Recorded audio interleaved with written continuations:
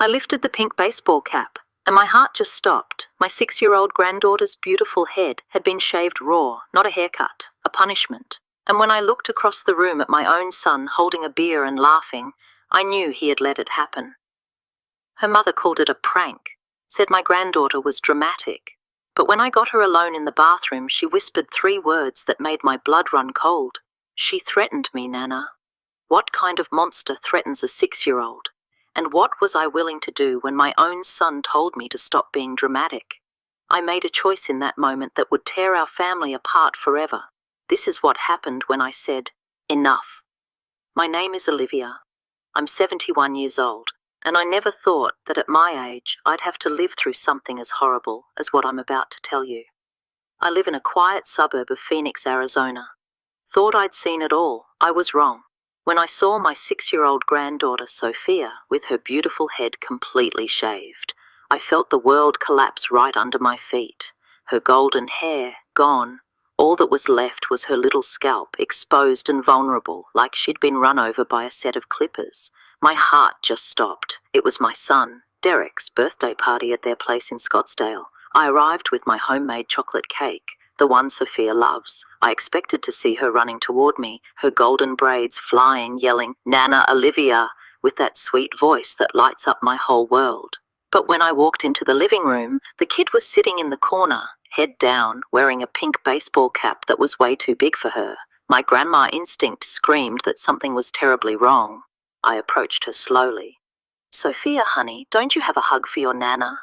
She looked up with her big eyes, and I saw tears she was holding back. Tears a 6-year-old should not have.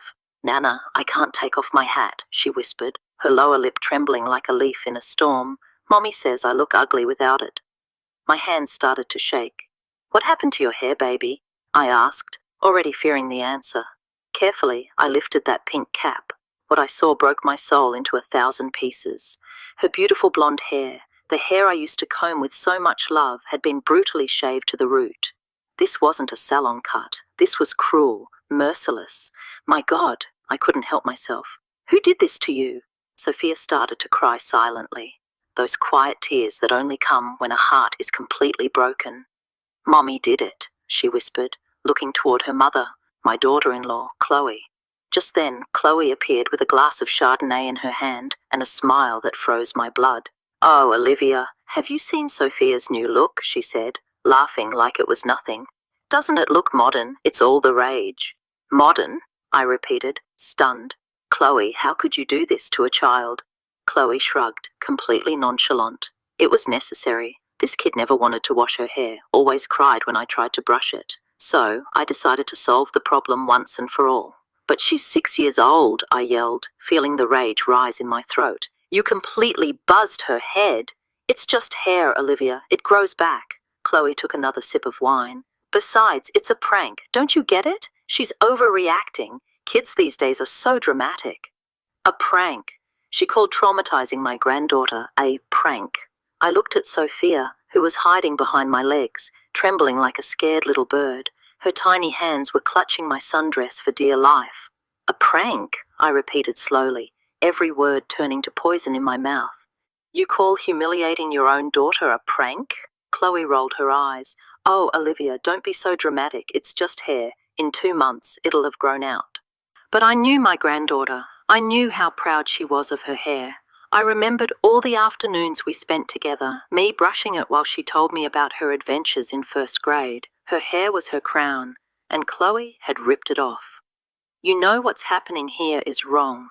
You feel that knot in your stomach. Don't look away. Stick with me. Hit subscribe right now, because what happens next, you need to be here for. If you won't, maybe you should explain yourself in the comments.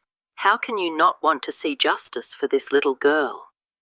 I found my son Derek in the kitchen pouring beers like nothing was wrong. Like his daughter wasn't in the living room with a shaved head and a broken heart. "Derek," I called out, my voice tight. "You knew about this." He turned, and I saw a mix of discomfort and resignation in his eyes. "Mom, Chloe decided it was for the best. Sophia's hair was always a tangled mess." "And you let your daughter get shaved like a recruit at boot camp?" I asked, tears of indignation welling up. Derek sighed like I was the one being difficult. It's not that big a deal, Mom. It's just hair. Just hair. Those two words echoed in my mind. For them, it was just hair. For my granddaughter, it was her dignity. I took Sophia to the bathroom to talk in private. I locked the door and knelt down, my 71-year-old knees protesting. Tell me exactly what happened, honey, I said in the softest voice I could. Nana needs to know the whole truth. Sophia sobbed and told me everything. How Chloe woke her up mad, saying her hair was dirty. How she took her to the bathroom with Derek's electric clippers. How she told her to stay still or she'd hurt her. I cried and begged her to stop, Nana, but she kept going until all my hair was on the floor. Tears streamed down my cheeks. Was your dad home? Yeah, he was watching the game in the living room. I screamed for him, but he didn't come. When she finished, Chloe gave her the hat and told her it was her own fault for being a dirty, disobedient girl. Grandma, Sophia whispered in my ear, do you think I'm ugly now? Those words destroyed me. Hearing a child ask that, it changes you. If you have a heart, you're feeling this. Don't just be a spectator. Subscribe. Be part of this fight. Show this algorithm you care about stories that matter. If you're scrolling away now, what does that say? Tell me in the comments why you'd abandon this child now. We left the bathroom. The party was in full swing, music playing, people laughing like nothing had happened. I found Chloe laughing with my sister Barbara. She looked completely relaxed. I walked over, Sophia holding my hand. Barbara, did you know what Chloe did to my granddaughter? Barbara looked confused. Did what? She completely shaved her head. Look at her. I took off Sophia's hat. She immediately tried to cover her head with her hands. Barbara gasped. Oh my Lord, why? Chloe cut in. Oh, I already explained. It was necessary. The kid doesn't wash her hair properly. Besides, it's cooler in this Arizona heat. Greasy, I exploded. I washed her hair myself 3 days ago. It was perfectly clean. Our neighbor, George, who was at the party with his wife, came over. He'd seen the whole thing, and his expression was pure disgust. Excuse me for butting in, George said loudly, but I have 3 grandkids, and I would never in a million years do something like that. This isn't discipline. It's cruelty. Chloe looked at him with contempt. No one asked you, sir. When I see an adult hurting a child, it is my business, George replied, firm as a rock. The whole thing escalated. Chloe lost her cool. I saw the real her, and I saw the pure terror in Sophia's eyes every time her mother spoke. Derek finally came over. What's going on? Why all the yelling? Your mother is making a mountain out of a molehill, Chloe said, her voice sugary. Just because I cut Sophia's hair. Derek looked at me, irritated. Mom, please don't start drama. It's just hair. Drama? Your 6-year-old daughter is traumatized, and you call it drama? Are you seeing this? The gaslighting? The manipulation? This is why you need to subscribe. We have to call this stuff out when we see it. Don't be like Derek, watching from the sidelines. Hit that subscribe button and stand with me. If you won't, I need you to comment right now and tell me why. How can you stay silent?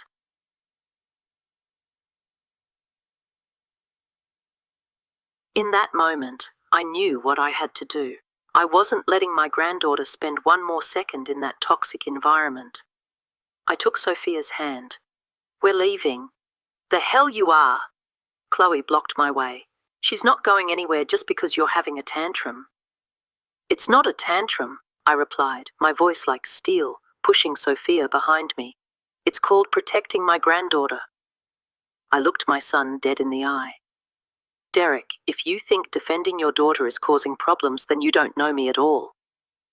I picked Sophia up. She clung to me like a life raft, and I walked right out of that house, swearing I would never let anyone hurt her again. The drive to my place in Mesa was the quietest of my life.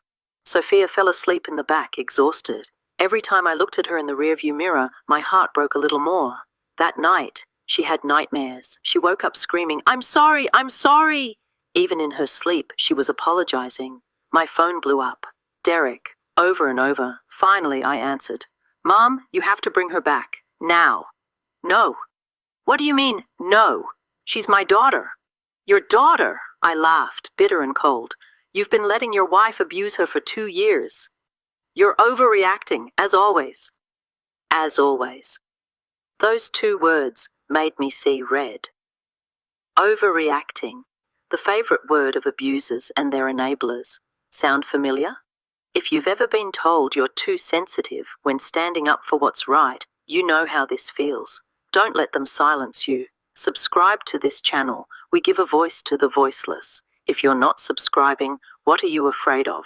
Tell me in the comments. I hung up. I called my lawyer, Robert Miller. When I told him what happened, his response was immediate. Olivia, that's child abuse. I'm on my way. The next morning, Derek and Chloe were on my doorstep. They threatened to call the cops. I told them to go right ahead. I'd love to explain to the Mesa PD why my granddaughter was shaved and terrified. My lawyer arrived. When he saw Sophia's head with the little nicks from the razor, he inhaled sharply. He heard her say she was scared of being punished. He heard her repeat the threat about the eyelashes. He looked at Chloe and said the words that changed everything. Ma'am, what you're describing constitutes psychological child abuse. The fight that followed was ugly, but for the first time Derek heard it from a professional. He saw the doubt in his son's eyes. We went to court. The judge heard testimony from Sophia's psychologist.